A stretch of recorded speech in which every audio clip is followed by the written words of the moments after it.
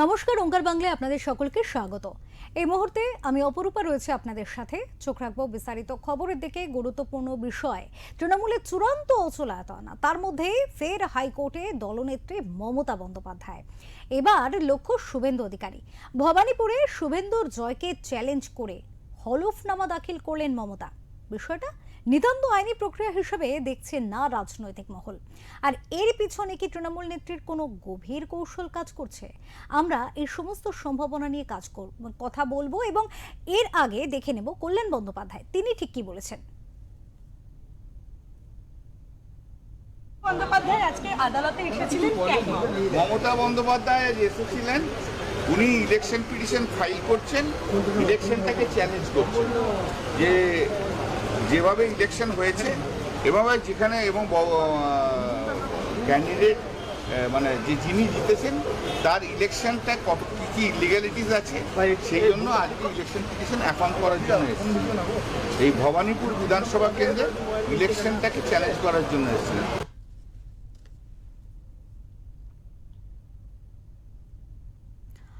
এই বিষয় নিয়ে কথা বলবো। আমাদের সাথে রয়েছেন ওঙ্কার বাংলার এডিটর ইন চিফ বিপ্লব দাস। দাদার কাছে আসবো এবং এই বিষয় নিয়ে প্রশ্ন করব যে যেখানে তৃণমূলের এমন অচলায়তন দশা রাজ্যে, সেখানে আজ হাইকোর্টের দ্বারস্থ হয়েছেন প্রাক্তন মুখ্যমন্ত্রী মমতা বন্দ্যোপাধ্যায়, এবং তার বক্তব্য যে ভবানীপুরে তার ফলাফল সম্পর্কে চ্যালেঞ্জ করছেন তিনি। কিন্তু এটা কি শুধুমাত্র একটা আইনি প্রক্রিয়া দাদা, নাকি এর পিছনে রয়েছে কোনো রাজনৈতিক কৌশল? রাজনৈতিক কৌশল তো রয়েছে।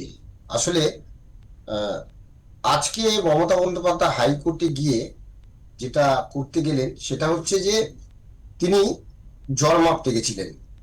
অর্থাৎ কি অবস্থা, তিনি যদি রাস্তায় বেরোন তাহলে কি হতে পারে। কারণ গত 14ই মে ভোট পরবর্তী সন্ত্রাস নিয়ে তিনি হাইকোর্টে একটা মামলা করতে গেছিলেন। সেখানে তিনি আইনজীবীদের যে কোট, কালো কোট পরে তিনি সওয়াল করতে চেয়েছিলেন, যে নাটকটা উনি সুপ্রিম কোর্টে করেছিলেন আর কি, ওই এসআর এর সময়। তো সেই নাটকটা করতে গত 14ই মে তাকে চোর চোর স্লোগান শুনতে হয়েছিল। তো এখন যা সিচুয়েশন, সেই জায়গা থেকে আবারও কি তাকে কেউ চোর বলতে পারে? বা গতকাল তার বাড়ির সামনে কিন্তু পৌঁছে গেছে ডিম নিয়ে কুণাল ঘোষ, তার মুখপাত্র এবং বেলেঘাটার বিধায়ক, তাকে কিন্তু ডিম থেরাপি কালকে দেওয়া হয়েছে। তো এই জায়গা থেকে মমতা বন্দ্যোপাধ্যায় রাস্তায় নামলে কি হতে পারে না হতে পারে সেটা একটা জল মাপার জন্য তিনি এই রাস্তাটায় নেমেছেন, হাইকোর্টে গেছেন। হাইকোর্টে গিয়ে তিনি ইলেকশন পিটিশন দাখিল করেছেন। ইলেকশন পিটিশন তিনি দাখিল করতেই পারেন, সেটা তার রাইটস রয়েছে। আইনের কাছে দ্বারস্থ যে কেউ হতেই পারে, ভারতবর্ষের সংবিধানে সেটা রয়েছে। কিন্তু প্রশ্ন অনেক।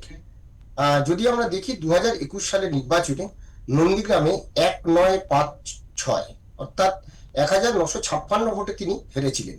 এবং শুভেন্দু অধিকারী কিন্তু বারবার একটা কথা বলতেন, বর্তমানে যিনি মুখ্যমন্ত্রী তিনি কিন্তু তৎকালীন বিরোধী নেতা হিসেবে একটা কথা বলতেন যে সারা জীবন তার ঘুম হবে না। একটা জায়গাতে তিনি হেরেছেন, নন্দীগ্রামে 1956, বারবার এই কথাটাই বলতেন। তো এই জায়গাটা থেকে তখনও কিন্তু তিনি নন্দীগ্রামে হারেননি, ইলেকশন পিটিশন করেছিলেন। সেই পিটিশন ফয়সলা হলো না। তখন অভিযোগ করেছিলেন নাকি শুভেন্দু অধিকারী জিতেছেন লোডশেডিং করে জিতেছেন। কিন্তু সেই সময় যদি আমরা দেখি যে বেশ কিছু সংবাদ মাধ্যমে ঠিক বিকেল 4টে নাগাদ রটিয়ে দেওয়া হয়েছিল, তিনটে দুপুরের দিকে রটিয়ে দেওয়া হয়েছিল যে মমতা বন্দ্যোপাধ্যায় জয়ী হয়ে গেছেন, এবং একটি সর্বভারতীয় এজেন্সিকে দিয়ে সেটা কিন্তু ছড়িয়ে দেওয়া হয়েছিল যে নন্দীগ্রামে 2021 সালে যে ফলাফল 2রা মে মমতা বন্দ্যোপাধ্যায় জয়ী হয়েছেন। তারপরে কিন্তু আর কোনো ট্রেস পাওয়া যাচ্ছিল না নন্দীগ্রামে কি হয়েছে। সন্ধ্যের পরে গিয়ে জানা গেল যে 1956 ভোটে শুভেন্দু অধিকারী জয়ী হয়েছেন, মমতা বন্দ্যোপাধ্যায়ের পরাজয় হয়েছে। তারপর থেকে তারা বলেন যে লোডশেডিং করে নাকি শুভেন্দু অধিকারী জিতেছেন। অথচ তার সরকার, তার সমস্ত কিছু তিনি এই মানে অভিযোগ করেছেন, এবং তারপরে গিয়ে তিনি মামলা করেছেন। সেই মামলার কোনো ফেসলা হয়নি। তো সেখানেও যেমন তিনি ওই মানতে পারেননি যে তিনি হারেননি, ঠিক তারপরে আবার তার নিজের গড়, অর্থাৎ তিনি একবার সেই বলেছিলেন ওইখানে নন্দীগ্রামে ভোটে দাঁড়ানোর আগে 2021 সালে প্রার্থী হওয়ার আগে, বড় বোন ছোট বোন, বড় বোন হচ্ছে ভবানীপুর, ছোট বোন না মেজ বোন কি একটা, সেটা হচ্ছে নন্দীগ্রাম। তো সেই জন্যে তিনি ওই বড় বোনকে তিনি পরে দেখবেন, তাই তিনি মেজ বোন না ছোট বোনের কাছে গেছিলেন, কিন্তু সেখানে তার হার হয়েছে। এইবারে আবার এই বড় বোন কি বলে ভবানীপুরে, সেখানেও কিন্তু হারলেন শুভেন্দু অধিকারীর কাছে। অর্থাৎ দ্বিতীয়বার শুভেন্দু অধিকারীর কাছে তার ঘরের মাঠে পরাজয়, সেটি ছিল শুভেন্দু অধিকারী 2021-এর পরাজয় ছিল শুভেন্দু অধিকারীর ঘরের মাঠ, সেখানে তিনি পরাজিত হয়েছিলেন, রোড থেকে ছিলেন, হেরেছেন। আবার এখানে শুভেন্দু অধিকারী কিন্তু এবারে তার ঘরের মাঠে এসছে, এখানেও তাকে হারিয়ে দিয়েছেন। এই যে হারটা, মানে এই হার তিনি কিছুতে মেনে নিতে পারছেন না। তো এই মেনে না নেওয়ার কারণে তিনি আর কি ওই পথে নামছেন। আর এখন তো পথে নামাও বন্ধ হয়ে গেছে, তৃণমূল তো ভেঙে ভেঙে ছত্রখান অবস্থা। তার ভাইপো সর্বভারতীয় কি সাধারণ সম্পাদক, তিনি এখন কোর্টে কোর্টে দৌড়ে বেড়াচ্ছেন, ইডি কখনো সিআইডি এইসব। কারণ এতদিন যে ভাবে তিনি এগুলোকে এড়িয়ে গিয়েছিলেন, এখন তো সেটা হবে না। তো এখন এই দৌড়ে বেড়াচ্ছেন, যত কি বলে মামলা রয়েছে সেগুলো নিয়ে দৌড়ে বেড়াচ্ছেন। আর উনি এখন জল মাপতে বেরোলেন, কারণ এত সিকিউরিটি এত লোকজন নিয়ে পথে নামতেন, এখন যদি পথে নামেন তাহলে কি হতে পারে। তার আগে দিল্লিতে গেছেন, দিল্লিতে গিয়ে তিনি জল মেপে এসছেন, যে সোনিয়া গান্ধী রাহুল গান্ধীর সাথে বৈঠক করে এসছেন। সেখানেও চেষ্টা করেছেন যে যদি কিছু করা যায়, কিন্তু সেখানেও খুব একটা হালে পানি পাননি।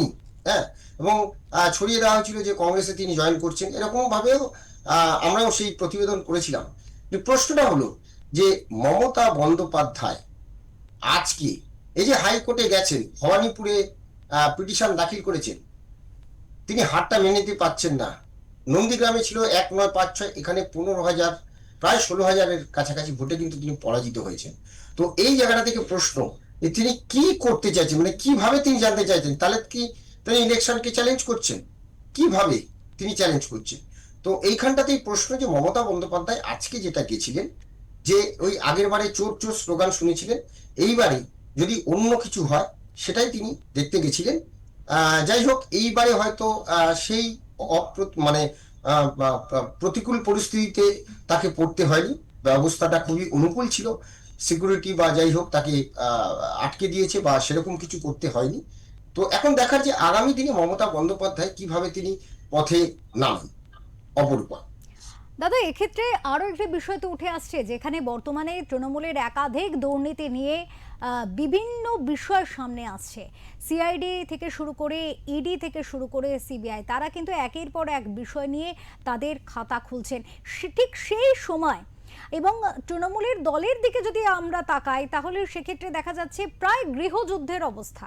তো সেক্ষেত্রে তৃণমূল সুপ্রিমো যেখানে নিজের গৃহযুদ্ধ আটকাতে পাচ্ছেন না, ভাঙন আটকাতে পাচ্ছেন না দলের, সেখানে তিনি বাইরে বর্তমান মুখ্যমন্ত্রী শুভেন্দু অধিকারী বা বলা ভালো যে শাসক দল, তার বিরুদ্ধে আইনি লড়াইয়ে নামছেন বা আইনি যুদ্ধে নামছেন। কোথাও গিয়ে কি কোনো বিষয় থেকে বা একাধিক বিষয় থেকে নজর ঘোরানোর একটা ব্যাপার কাজ করছে? হ্যাঁ, একদমই ঠিক, একদমই ঠিক। মানে মমতা বন্দ্যোপাধ্যায় এই যে গেলেন না, এটা একদম নজর ঘোরানোর চেষ্টা করছেন। তিনি প্রতিবারই যে জিনিসটা করতেন, এইবারও ঠিক সেই জিনিসটাই তিনি করছেন। কারণ তার কাছে তো আর নতুন কোনো পলিটিক্স নেই। তিনি যে বিষয়গুলো নিয়ে পলিটিক্স করতেন, সাধারণ মানুষ কিন্তু সেগুলো বুঝে গেছে, তার দলের কর্মীরা বুঝে গেছে। আমি যদি একটু পেছন দিক থেকে আসি, যে যা হয়েছে, মানে কেন্দ্রের বিরোধিতা করতেই হবে, বলতে হবে কেন্দ্র টাকা দিচ্ছে না, টাকা দিচ্ছে না, টাকা দিচ্ছে না, টাকা দিলে টাকা চুরি হয়, হিসেব দেবো না, টাকা দিতে হবে। এটা আমরা দেখেছি যে বিগত কয়েক বছর ধরে, 15 বছর ধরে এটা চলছে। কত দুর্নীতি হয়েছে সেটা আমরা জানি। এই নজর ঘোরানোর জন্যে কখনো রাজভবনের সামনে ভাইপো বসছেন, কখনো ধর্মতলায় বসছেন, কখনো রেড রোডে বসছেন, কখনো গান্ধী মূর্তির পাদদেশে বসছেন। এই পলিটিক্স করে গেছেন, কেন্দ্র টাকা দিচ্ছে না, টাকা দিচ্ছে না, টাকা দিচ্ছে না। তিনি সুপ্রিম কোর্টে গেছেন, হাইকোর্টে গেছেন, মানে যখন যখন প্রয়োজন। কিন্তু আইনের উপর কি তার নিজের ভরসা আছে? যে সুপ্রিম কোর্ট, যে হাইকোর্টের কাছে তিনি যান, যে নির্দেশ দিলে তিনি কি সেই নির্দেশ মানেন? তিনি নিজেই সুপ্রিম কোর্ট, নিজেই হাইকোর্ট নিজেকে মনে করেন, নিজেই সংবিধানকে তিনি মানেন। যদি সংবিধান মানতেন তাহলে মমতা বন্দ্যোপাধ্যায় কেন আগে পদত্যাগ করলেন না? আজকে তিনি যখন আইনের দ্বারস্থ হচ্ছেন, একজন বিরোধী নেত্রী হিসেবে তিনি যে তার পরাজয় নিয়ে তিনি পিটিশন ফাইল করছেন, কিন্তু তিনি সংবিধান কি মানেন? প্রশ্ন এখানে যে তিনি সংবিধান মেনে কেন পদত্যাগটা করলেন না, এইটা আগে তাকে জবাব দিতে হবে। এটা মমতা বন্দ্যোপাধ্যায় নিজের বিবেকের কাছে আগে জবাব দিন যে আপনি কেন পদত্যাগটা করলেন না, তারপরে আপনি আইনের কাছে যান। যখনই বিপদে পড়েন আইনের কাছে যান। আচ্ছা, আমরা যদি একটু পেছন দিকে দেখি, এখানে বহু বিচারক, আমি নাম বলছি না, হাইকোর্টের প্রধান বিচারপতি, তাদের বিরুদ্ধে নাম ধরে ধরে বলা যায়, আমি নাম করছি না, কিন্তু নাম ধরে ধরে বলা যায় তাদের বিরুদ্ধে পোস্টার পড়েছে, তাদের বিরুদ্ধে স্লোগান দেওয়া হয়েছে, তাদের বিরুদ্ধে কোর্টের মধ্যে যা নয় তাই করা হয়েছে, তাদের বাড়িতে হুমকি দেওয়া হয়েছে। কি না করেননি মমতা বন্দ্যোপাধ্যায়ের এই তৃণমূল কংগ্রেস এবং তার ভাইপোর নেতৃত্বে, কি না হয়নি এখানে। যেই তাদের বিরুদ্ধে বিপক্ষে কিছু গেছে, সাথে সাথে কিন্তু সেই বিচার ব্যবস্থাকে সবসময় বুড়ো আঙুল দেখানো হয়েছে। সেটা যে কোনো দুর্নীতি হোক, শিক্ষা দুর্নীতি হোক। অভিজিৎ গাঙ্গুলির কথায় যদি ধরি, তাকে কি না বলা হয়েছে, তার নামে কি না বলা হয়েছে। মানে এইরকম আরো অনেক বিচারপতি, অনেকে ভয়ে কলকাতা হাইকোর্টের মানে বিচারপতিরা অনেকে ভয়ে তৃণমূল সংক্রান্ত কোনো মামলা নিতে অস্বীকার করে, যে ভুড়ি ভুড়ি আছে। তো তিনি আজকে সেখানে যাচ্ছেন।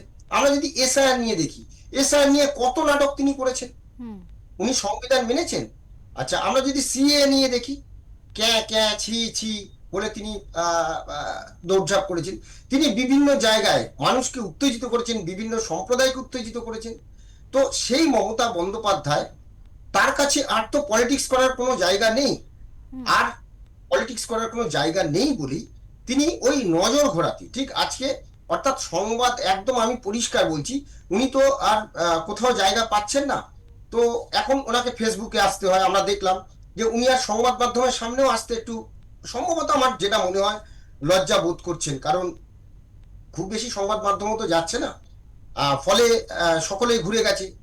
যে সংবাদ মাধ্যমগুলো মমতা বন্দ্যোপাধ্যায়কে দিনরাত তাকে হাতজোড় করে তার গুণগান গাইতো, সে সংবাদ মাধ্যমগুলো সকলেই ঘুরে গেছে। এখন এখন সকলে কি বলে সরকারের গুণগান গাইছে, নতুন সরকারের। তো সেইখান থেকে তিনি এখন ফেসবুক লাইভে আসছেন, সমাজ মাধ্যমে আসছেন, কিন্তু তিনি সংবাদ মাধ্যমের সামনে কিছু বলতে আসছেন না। আর তারপরে যেটা বড় প্রশ্ন, সেটা হচ্ছে যে তিনি দেখছেন যে রাস্তায় নামলে কিছু হবে না তো, বা মানুষ কতটা মানুষ তার পেছনে আসেন, কি হতে পারে এই যে পুরো বিষয়টা। অর্থাৎ সংবাদ মাধ্যমকে তিনি একটু অন্য কায়দায় কাজে লাগাতে চাইলেন। এই আজকে যেরকম তিনি কিছু বললেন না, কল্যাণ বন্দ্যোপাধ্যায় বললেন, কিন্তু ওই যে ছবিটা হলো যে তিনি রাস্তায় নেমেছেন, তিনি পিটিশন ফাইল করলেন, তার বিরুদ্ধে যিনি শুভেন্দু অধিকারী তাকে পরাজিত করেছে, সেই তাই তিনি শুভেন্দু অধিকারীর বিরুদ্ধেই তার মূল লড়াই, এটা তিনি কর্মীদের দেখাতে চাইছেন, কর্মীদের উজ্জীবিত করার একটা প্রয়াস। কিন্তু আমার মনে হয় না যে জায়গায় কর্মীরা চলে গেছে, এই কর্মীদের আবার মমতা বন্দ্যোপাধ্যায়ের কাছে ফিরিয়ে আনা। অনেকেই বলতে পারে 41% ভোট মমতা বন্দ্যোপাধ্যায়ের কাছে আছে, কিন্তু এই 41% ভোট মমতা বন্দ্যোপাধ্যায়ের পক্ষে কিন্তু ধরে রাখা খুব মুশকিল আছে। কারণ তার সংগঠন ভেঙে ছত্রখান, যেভাবে পুলিশকে দিয়ে সংগঠন করা হয়েছিল, যেভাবে পুলিশকে দলদাসে পরিণত করা হয়েছিল, সেটা কিন্তু এখনো মানুষ ভুলেনি। আমরা 2011 সালে যখন সিপিএম অর্থাৎ বামেরা যখন ক্ষমতা থেকে চলে গেল, তারা কিন্তু শূন্যর গেরোতে আটকে ছিল, একে তাকে ধরে ওই একটা দুটো সিট, এবারেও তাই আইএসএফ আর তাদের দয়ায় আসন পেয়েছে, আসন সংখ্যা 2টি পেয়েছে।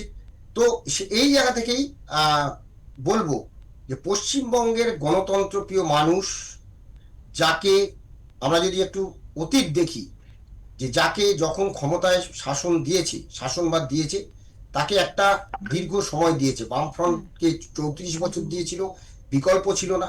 কিন্তু মমতা বন্দ্যোপাধ্যায়কে বিকল্প করে যখন ক্ষমতায় নিয়ে এলো, মমতা বন্দ্যোপাধ্যায় 15 বছরে যা করেছেন, এই বাংলাকে যে জায়গায় নিয়ে গেছেন, আগামী 15 বছরে অন্তত মমতা বন্দ্যোপাধ্যায়ের নেতৃত্বে যদি কংগ্রেসও হয় বা তৃণমূল কংগ্রেস তো আমি বাদই দিলাম, মমতা বন্দ্যোপাধ্যায়ের নেতৃত্বে মানুষ এই রাজ্যে কিন্তু তাকে প্রত্যাখ্যান করেছে, অতএব তার ফিরে আসা এটা কিন্তু খুব কঠিন পথ। একেবারে অপরূপা, অনেক ধন্যবাদ দাদা, অনেক ধন্যবাদ আপনাকে। আমরা আলোচনায় ছিলাম, অর্থাৎ আলোচনা প্রসঙ্গে যে বিষয়গুলি সামনে উঠে এলো তা হলো মমতা বন্দ্যোপাধ্যায় আজকে মঙ্গলবারে দুপুরে হঠাৎ করে যে হাইকোর্টে চলে গেলেন, হাইকোর্টের দ্বারস্থ হলেন বর্তমান মুখ্যমন্ত্রী শুভেন্দু অধিকারীর বিরুদ্ধে ভবানীপুরের ফলাফল, সেই ফলাফল ইস্যু নিয়ে। কিন্তু তার পিছনে রয়েছে একাধিক রাজনৈতিক কৌশল, যা আমাদের এই আলোচনায় কিন্তু আপনারা অনেকটাই হয়তো অবগত হলেন। যে কোথাও গিয়ে এক তো তিনি বেশ কিছু ইস্যু থেকে, বর্তমানে চলা বেশ কিছু গুরুত্বপূর্ণ ইস্যু থেকে হয়তো খানিকটা নজর ঘোরানোর চেষ্টা করলেন। কোথাও গিয়ে নিজের যে দলের কর্মীরা আজ তাকে ছেড়ে চলে যাচ্ছে তাদের কোথাও গিয়ে হয়তো খানিকটা উজ্জীবিত করার চেষ্টা করলেন বা নিজের দিকে ফেরানোর একটা প্রয়াস করলেন। পাশাপাশি কিন্তু এটাও হতে পারে যে তিনি বর্তমানে পরিস্থিতির খানিকটা জল মেপে নিতে চাইলেন যে মানুষ তার প্রতি কি প্রতিক্রিয়া দিচ্ছে।